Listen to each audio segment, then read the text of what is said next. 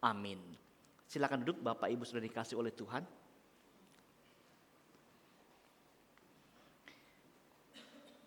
Pada pagi hari ini kita hendak bersama-sama memikirkan bagian Alkitab dari surat Paulus kepada jemaat di Roma. Roma 6 ayat 15 sampai 23, Lembaga Alkitab Indonesia memberikan judul dua macam perhambaan. Namun hari ini teks ini diberi judul melalui khotbah pada pagi hari ini, yaitu hidup di dalam kasih karunia. Roma 6 ayat 15 sampai 23, saya akan membacakan teks Alkitab buat kita semuanya. Jadi bagaimana? Apakah kita akan berbuat dosa karena kita tidak berada di bawah hukum Taurat tetapi di bawah kasih karunia? Sekali-kali tidak.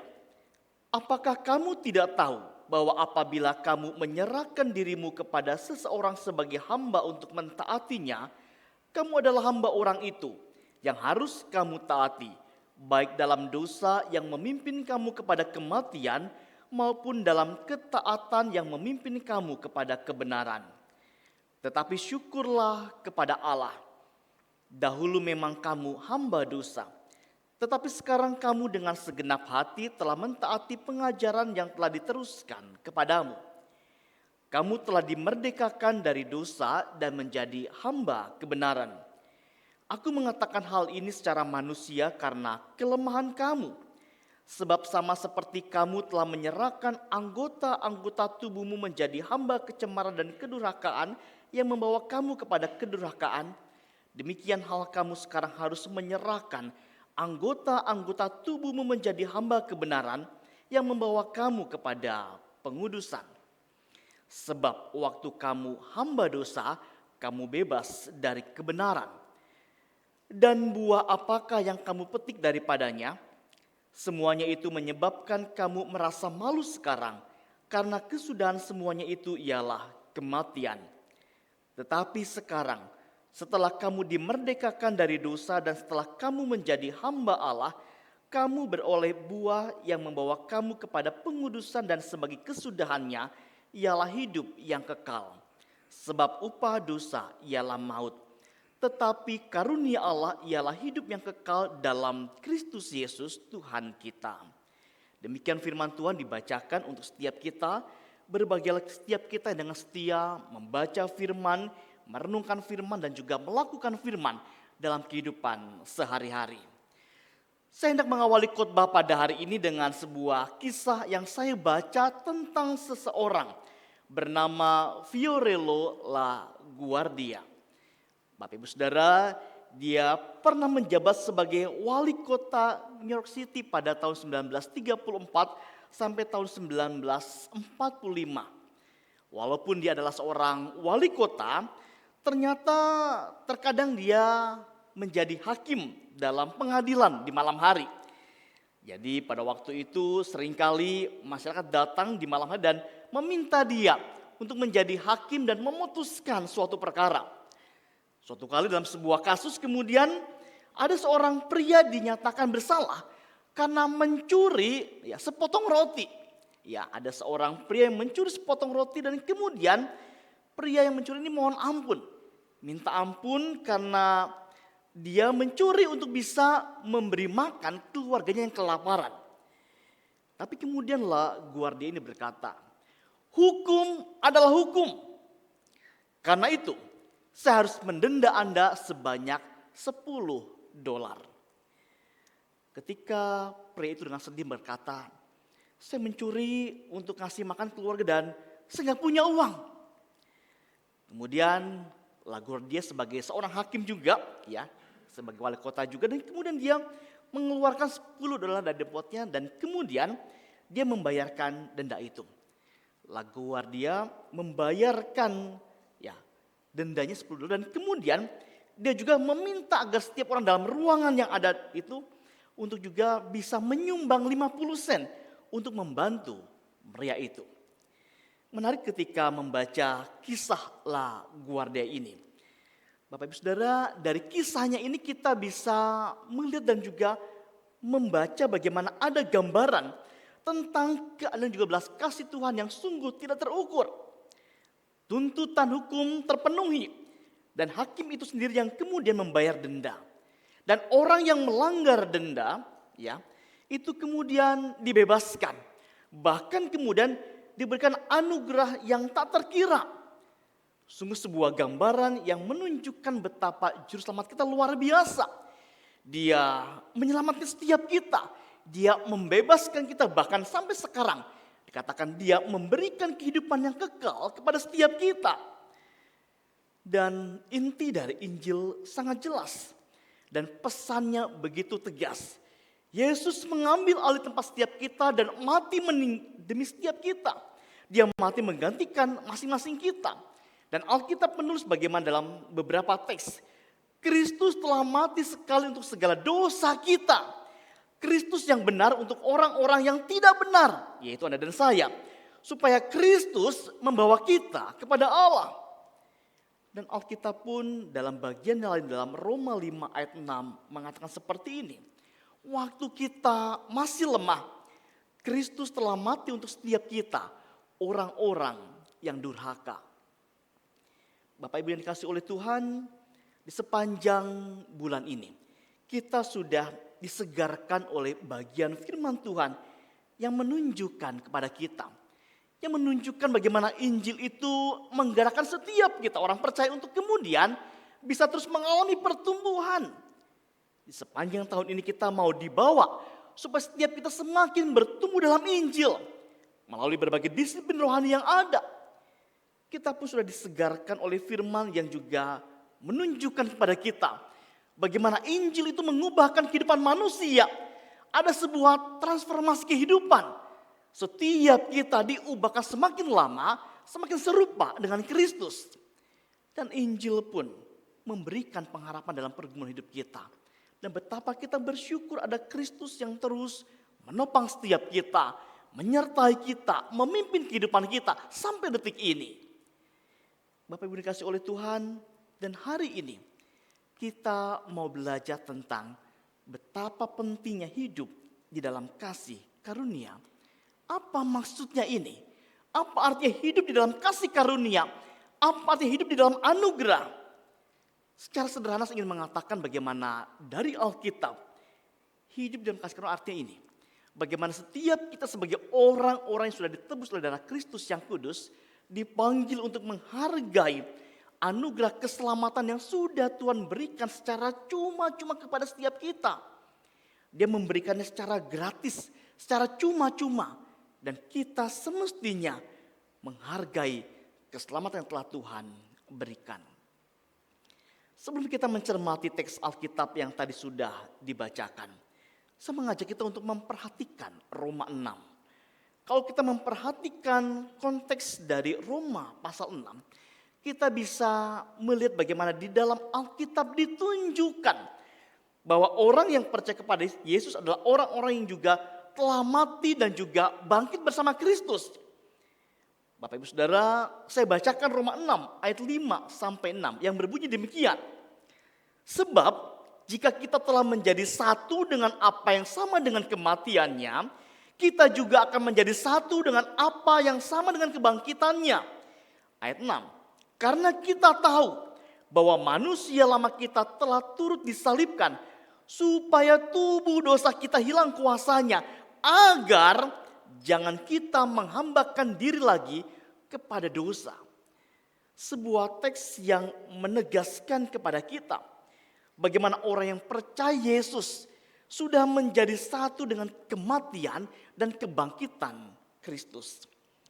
Dan hidup di dalam kasih karunia berarti menjalani hidup seperti apa yang Tuhan inginkan. Kita semestinya mati bagi dosa dan hidup bagi Allah. Di ayat yang ke-11 ditulis seperti ini. Demikianlah hendaknya kamu memandangnya, bahwa kamu telah mati bagi dosa, tetapi kamu hidup bagi Allah dalam Kristus Yesus, Tuhan kita. Dan Alkitab dalam bagian sebelumnya menulis kepada setiap kita bagaimana hidup kita semestinya adalah hidup yang diserahkan bagi Tuhan. Tadi kita menyanyikan hidup bagi Kristus. berarti kita hidup dalam kasih karunia-Nya Dia. Bapak Ibu dikasih oleh Tuhan, Roma 6 ayat 13 berkata seperti ini. Dan janganlah kamu menyerahkan anggota-anggota tubuhmu kepada dosa untuk dipakai sebagai senjata kelaliman. Tetapi serahkanlah dirimu kepada Allah sebagai orang-orang yang dahulu mati tetapi yang sekarang hidup. Dan serahkanlah anggota-anggota tubuhmu kepada Allah untuk menjadi senjata-senjata kebenaran. Bapak Ibu sudah dikasih oleh Tuhan, Alkitab menegaskan bahwa kita semestinya menyadari betapa besar anugerah Tuhan dan semestinya hidup dalam anugerah Tuhan. Roma 6 ayat 14, satu ayat di atas Roma 6 ayat 15 mengatakan, ingatlah kamu tidak lagi dikuasai oleh dosa, tetapi di bawah kasih karunia.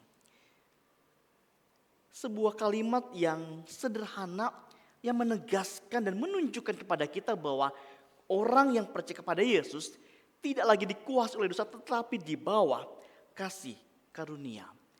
Dan setelah ayat ini masuk ke ayat 15 sampai 23 yang tadi telah saya bacakan.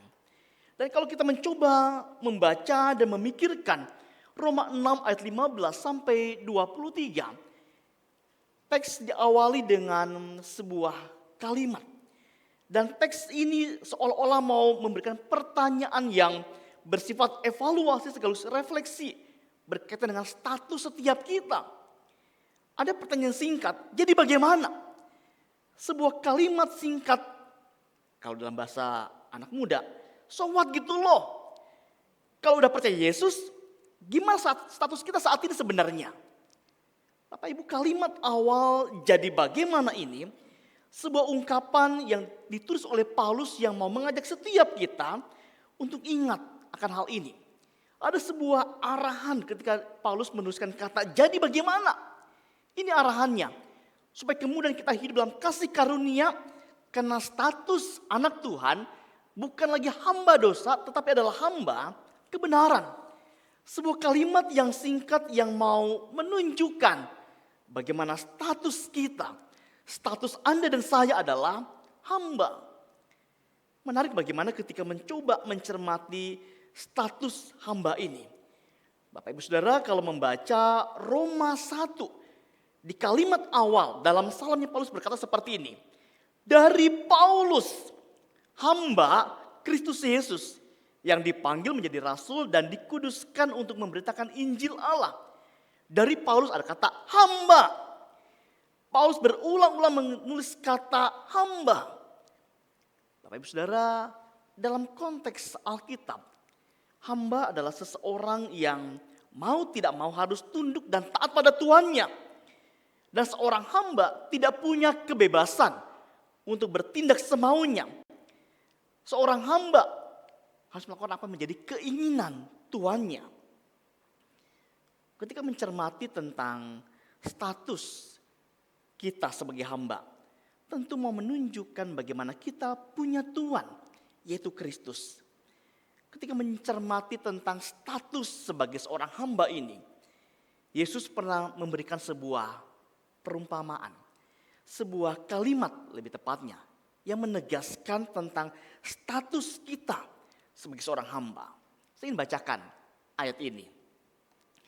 Siapa di antara kamu yang mempunyai seorang hamba yang membajak atau menggembalakan ternak baginya akan berkata kepada hamba itu setelah ia pulang dari ladang, mari segera makan. Bukankah sebaliknya ia akan berkata kepada hamba itu, sediakanlah makananku, ikatlah pinggangmu dan layanilah aku sampai selesai aku makan dan minum. Dan sesudah itu engkau boleh makan dan minum.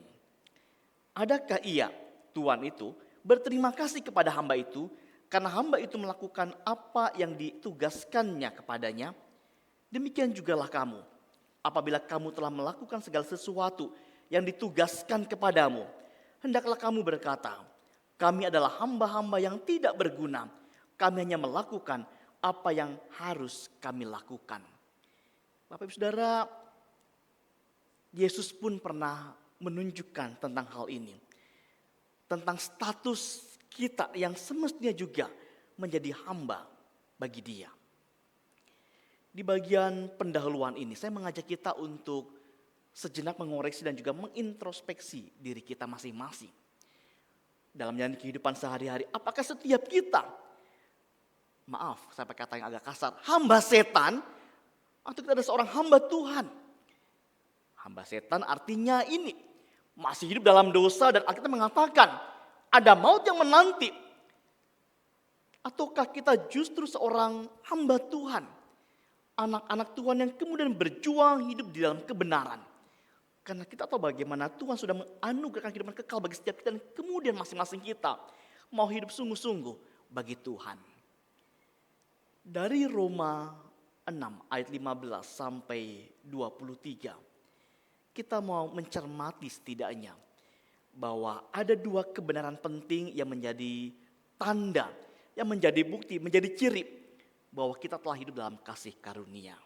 Pertanyaannya ini, apa yang menjadi tanda atau bukti atau ciri bahwa setiap kita, orang yang percaya kepada Yesus, telah hidup dalam kasih karunia? Yang pertama, ini menjadi hamba kebenaran. Ayat 17 sampai 18 menjadi landasannya. Dituliskan seperti ini. Saya bacakan dalam teks yang lama. Tetapi syukurlah kepada Allah. Dahulu memang kamu hamba dosa.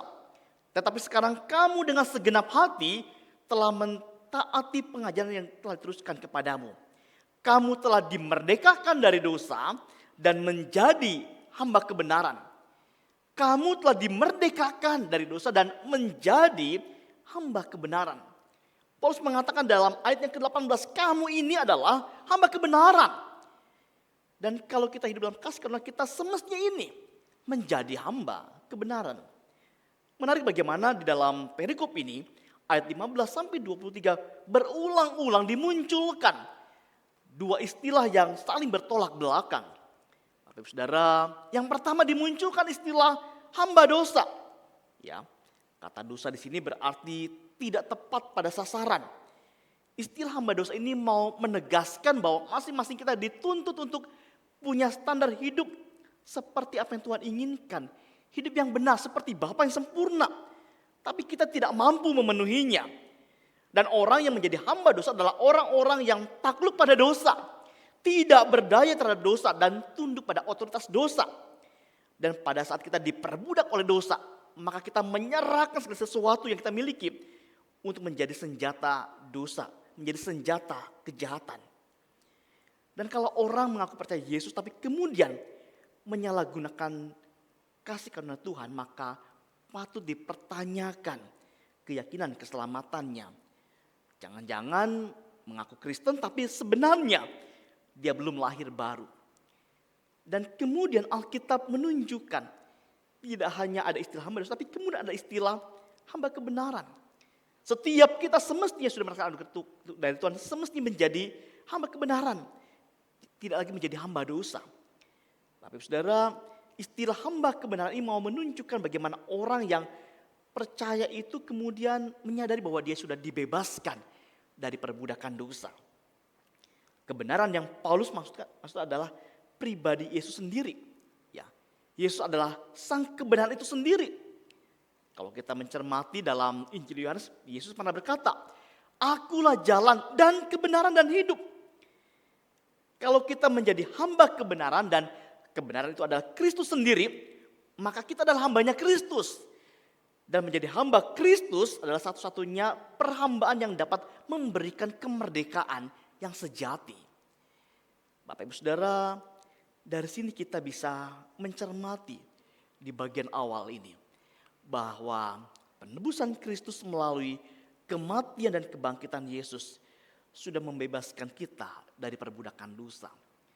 Dan Injil sudah melepaskan kita yang dahulu hamba dosa, tapi sekarang kita menjadi hamba kebenaran. Dan ini adalah kasih karunia dari Tuhan. Bapak Saudara, anugerah Tuhan begitu besar dan Tuhan mau setiap kita menjadi hamba kebenaran. Pertanyaannya adalah ini, bagaimana caranya menjadi hamba kebenaran?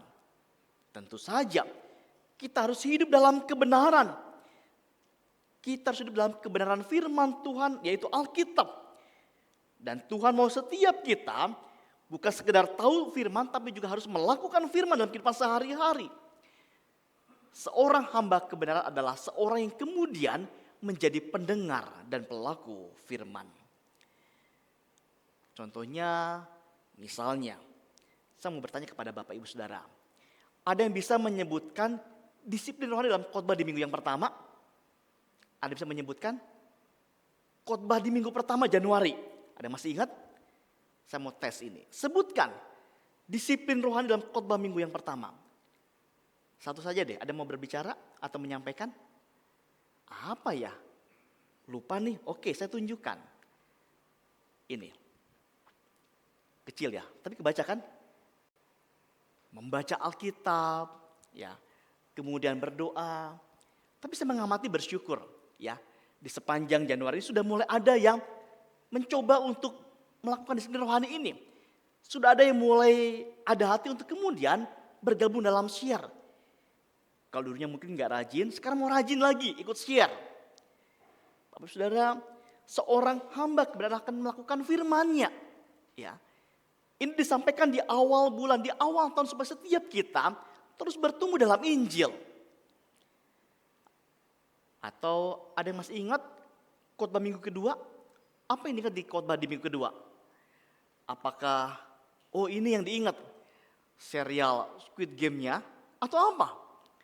Semestinya kita ingat bagaimana ada Kristus yang mengubahkan kehidupan kita. Atau yang paling gampang ini deh, di sepanjang minggu lalu, ya, atau sepanjang minggu kita lewati, sudahkah kita menghidupi khotbah di sepanjang minggu yang telah berjalan? Sudahkah kita sungguh-sungguh melihat dan mengerti bahwa ada Tuhan yang mengerti akan pergumulan setiap kita? Bapak Saudara, setiap kita diminta untuk menjadi hamba kebenaran, menjadi orang-orang yang dengan setia mendengar dan juga melakukan firman Tuhan. Kan ini merupakan sebuah tanda bahwa kita adalah orang-orang yang mau hidup dalam kasih karunia. Itu poin pertama yang mau kita pikirkan. Poin berikutnya, apa yang menjadi tanda atau bukti atau ciri bahwa setiap kita sebagai orang percaya sudah hidup dalam kasih karunia? Yang kedua yaitu ini, menjaga kekudusan hidup. Ayat 22 menjadi landasannya. Saya bacakan kembali teks ini. Namun sekarang, setelah kamu dimerdekakan dari dosa dan setelah kamu menjadi hamba Allah, kamu beroleh buah yang membawa kamu kepada pengudusan. Dan sebagai kesudahannya ialah hidup yang kekal. Dalam tulisannya di sini kemudian Paulus menjelaskan bahwa ketika setiap kita percaya kepada Yesus dan menjadi hamba kebenaran, kita tidak hanya dibenarkan, di mana kita dibebaskan dari hukuman dosa, tapi kita juga dikuduskan, dibebaskan dari kuasa dosa. Dan kalau kita membaca ayat 19 dan ayat 22, ada pengulangan kata membawa kamu kepada pengudusan.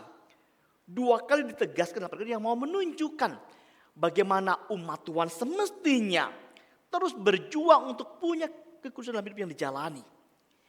Tapi saudara, tentu saja Alkitab menunjukkan dengan kekuatan sendiri kita tidak akan bisa mampu untuk hidup kudus. Tapi ada Allah Roh Kudus yang akan terus memampukan setiap kita. Ada Tuhan yang akan terus menolong setiap kita untuk bisa hidup dalam kekudusan. Menarik bagaimana ketika dalam bagian ini kemudian Paulus menegaskan pentingnya pengudusan. Kalau kita menyelami doktrin pengudusan, kita bisa punya banyak pemahaman. Saya ingat ketika mempersiapkan khotbah ini sebuah buku yang pernah saya baca. Tentu saja ada banyak pandangan, tetapi saya punya pandangan yang tentu kembali kepada Alkitab, ya. Pandangan yang menegaskan bagaimana pengudusan adalah karya yang penuh anugerah dari Roh Kudus, ya, yang melibatkan tanggung jawab kita untuk berpartisipasi, yang dengannya Roh Kudus melepaskan kita dari pencemaran dosa, memperbaharui keseluruhan natur kita menurut gambar Allah, dan memampukan kita untuk menjalankan kehidupan yang diperkenan oleh Allah. Kalimat awalnya, perhatikan, karya yang penuh anugerah dari Roh Kudus yang melibatkan tanggung jawab setiap kita. Bapak Ibu Saudara, Alkitab menjelaskan bahwa kekudusan ya bukan hanya sekedar tidak melakukan perbuatan buruk tertentu dan melakukan hal-hal tertentu yang benar, tapi ini kekudusan. Secara rohani kita dipisahkan dari segala sesuatu yang berdosa dan kemudian ada dedikasi sepenuhnya kepada Tuhan. Ada komitmen yang kuat untuk kemudian hidup bagi Tuhan yang sudah berkorban, yang sudah menunjukkan kasih karunia-Nya. Ketika mempersiapkan ini saya teringat dengan sebuah kutipan dari seseorang. Dia nulis seperti ini Bapak Ibu Saudara. Mujizat terbesar yang Tuhan lakukan pada masa kini adalah mengambil orang yang tidak kudus dari dunia yang tidak kudus dan membentuk orang tersebut menjadi kudus serta mengembalikan dia ke dunia yang tidak kudus dan membuat ia tetap kudus di dalamnya. Saya ketika membaca tulisan ini menjadi ingat betapa luar biasanya anugerah Tuhan bagi setiap kita. Mengambil kita, menyelamatkan kita, menguduskan kita. Dan memanggil kita juga untuk menjadi berkat dimanapun Tuhan menempatkan setiap kita. Bapak Ibu Saudara, Alkitab pun mencatat dalam Ibrani 12 ayat 14 seperti ini. Berusahalah hidup damai dengan semua orang dan kejarlah kekudusan. Sebab tanpa kekudusan tidak seorang pun akan melihat Tuhan. Kejarlah kekudusan. Tanpa kekudusan tidak seorang pun akan melihat Tuhan. Tentu saja kita tidak akan mampu melakukannya dan hanya Kristus yang memampukan setiap kita untuk kemudian nantinya kita bisa berjumpa dengan Tuhan. Bapak Ibu Saudara oleh Tuhan, bagian Alkitab ini kembali mau mengingatkan setiap kita bahwa masing-masing kita sebagai orang yang sudah menerima dan merasakan anugerah Injil dipanggil untuk menjaga kekudusan hidup. Tentunya dengan pertolongan dan pimpinan Tuhan semata maka setiap kita dapat hidup dengan kudus. Pertanyaannya bagaimana dengan pola pikir kita, tutur kata kita, tingkah laku kita selama ini? Apakah setiap kita sudah menjaga kekudusan pikiran dengan cara terus memikirkan dan juga merenungkan firman Tuhan? Dalam ibadah minggu, apa kita pun masih terus memikirkan apa yang Tuhan sampaikan melalui firman-Nya? Atau kita sedang berpikir, habis ini enaknya kemana dulu ya? Atau makan apa ya? Bapak Ibu Saudara, apakah setiap kita sudah menjaga kekudusan dalam perkataan kita? Apakah kalimat yang kita sampaikan, kata-kata yang membangun atau justru malah menyakiti sesama kita? Atau apakah setiap kita sudah menjaga kekudusan perbuatan dengan cara menunjukkan kasih nyata kepada sesama kita? Setiap kita dipanggil untuk terus berjuang, menjaga kekudusan hidup dan mempersembahkan tubuh kita sebagai persembahan yang hidup, yang kudus dan juga berkenan kepada Tuhan.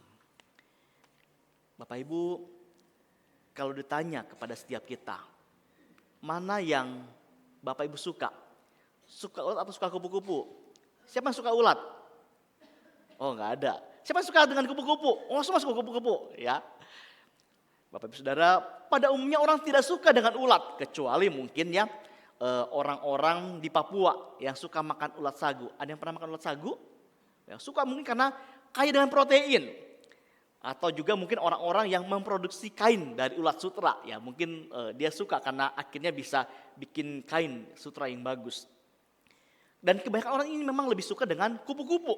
Ya, karena terlihat cantik dengan sayap yang penuh warna-warni indah. Di tempat kita, ya, di tempat kita semua kan terkenal dengan ini, ya, Taman Nasional Bantimurung Bulu Saraung, ya. Saya nggak tahu masih banyak kupu-kupu tidak di sana, ya. Tapi saya ingin mencermati betapa orang lebih suka kupu-kupu bukan dibanding ulat. Dari ilustrasi ini saya ingin mengajak kita untuk mencermati bahwa dalam perubahan ini, ya, dalam proses metamorfosis ini dari ulat jadi kupu-kupu itu ada perubahan-perubahan yang harus dilalui dan juga dihadapi. Dan ini menjadi gambaran, bukankah hidup kita pun seperti metamorfosis rohani? Setiap kita adalah orang-orang yang pantas mendapatkan murka Allah, tapi kemudian dibenarkan. Dan sekarang dalam proses pengudusan dan nanti akan mencapai kesempurnaan saat kita nantinya bertemu dengan Bapa di surga. Setiap orang yang percaya Yesus dan masih hidup sampai detik ini, adalah orang-orang yang berada dalam proses pengudusan. Dan ini berarti ada perubahan-perubahan dalam hidup yang semestinya semakin lama kita semakin serupa dengan Kristus. Dan oleh karena itu kehidupan yang jalan adalah kehidupan yang semestinya di dalam kasih karunia Tuhan. Dalam bagian yang lain Paulus berkata seperti ini. Aku telah disalibkan dengan Kristus. Namun aku hidup. Tetapi bukan lagi aku yang hidup. Melainkan Kristus yang hidup di dalam aku. Dan hidupku yang kuhidupkan di dalam daging adalah hidup oleh iman dalam anak Allah yang telah mengasihi aku dan juga menyerahkan dirinya untuk aku. Aku tidak menolak kasih karunia Allah. Bapak Ibu yang dikasihi oleh Tuhan, setiap peristiwa demi peristiwa dalam kehidupan kita pun merupakan bagian dari pembentukan yang sedang Tuhan kerjakan dalam diri kita masing-masing. Saya suka dengan kalimat ini. Sejarah kehidupan kita masing-masing semestinya adalah kisah tentang kasih Tuhan. Di sepanjang 1 minggu ini saya bersyukur bisa mendengarkan kisah kasih Tuhan lewat setiap kelompok share yang diikuti. Saya bisa belajar dan melihat betapa ada Tuhan yang sungguh luar biasa terus membentuk setiap kita masing-masing. Dan Tuhan mau setiap kita terus hidup dalam kasih karunia. Bapak Ibu dikasihi oleh Tuhan, mari kita hidup dalam kasih karunia Tuhan Yesus Kristus dengan cara ini. Menjadi hamba kebenaran dan juga menjaga kekudusan hidup. Amin. Mari kita berdoa.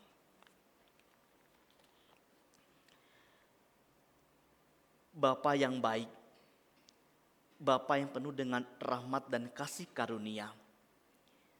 Terima kasih untuk kesempatan yang Tuhan berikan. Di pagi hari ini kami boleh bersama-sama membaca dan merenungkan bagian firman Tuhan. Firman-Mu dengan jelas dan tegas mengingatkan bahwa sebagai orang-orang yang telah ditebus oleh darah Kristus yang kudus, semestinya kami menjadi hamba kebenaran dan setiap kami menjaga kekudusan hidup. Kami tahu dan kami sadar kami lemah dan terbatas. Namun kami bersyukur ada Roh Kudus yang akan memampukan dan menolong setiap kami. Sehingga masing-masing kami bisa hidup seperti apa yang Tuhan inginkan. Tuhan terus pimpin masing-masing kami di kehidupan yang masih dijalani ini. Supaya kami senantiasa berjalan bersama dengan Kristus. Terima kasih buat apa yang telah kami renungkan dan meteraikan firman-Mu dalam kehidupan kami masing-masing. Demi Kristus kami menaikkan syukur buat firman yang telah kami dengar bersama di pagi hari ini. Amin.